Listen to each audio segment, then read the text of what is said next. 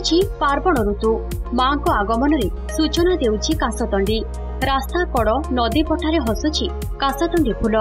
जगतसिंहपुर जिलार विभिन्न स्थान रे धवल कासतंडी को देखिबाकू लोके घड़िए चाहि रहउछंती। सेपटे विभिन्न पूजा मंडप रे मूर्ति कारीगर माने मूर्ति गढ़िबारे व्यस्त। जन्माष्टमी दिन ठारू मूर्ति निर्माण करबा पई माटी संग्रह हुए। कासतंडी फूल फुटिले पार्वण ऋतु आरंभर सूचना मिलिथाए। सेपटे मां दुर्गा धरावतरण करबा पई प्रस्तुत हुअंती।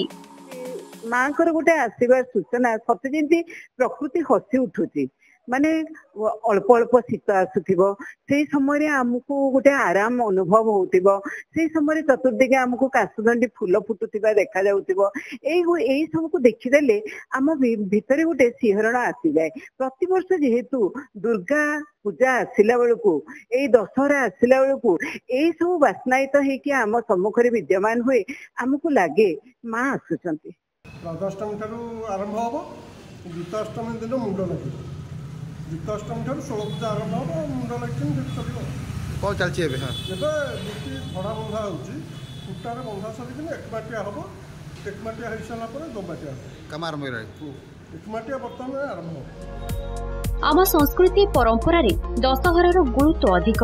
जगतसिंहपुर शहर ठारू आरंभ करी बिरिड़ी नाउगां बालिकुदा रघुनाथपुर तीर्तोल एरसमा पूजब अंचल में धूमधाम रे पालित होइताए शारदीय दुर्गा पूजा। कृषि भित्तिक चलनी रे देवी हेउचंती उत्पादनर प्रतीक। देवी सर्वशक्ति स्वरूपा से वीरत्व और युद्धर देवी। दशहरा पर्व शहर ठारू ग्राम्य जीवन पर्यंत समस्तଙ୍କୁ କରିଥାଏ आमोदित। शारदीय दुर्गा पूजा दुर्गांग पूजा मृण्मय मूर्ति पूजा ये हाट बजार दुर्गांग है सी अन्न गुड़ाक शिव पार्वती होती 61 मसीह चली आसी समस्त व्यवसायी और सहयोग।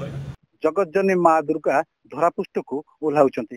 सेपटे संसार रे दुर्नीति अनीति अहंकार को विनाश करने माँ धरापृष्ठ को आसुचंती।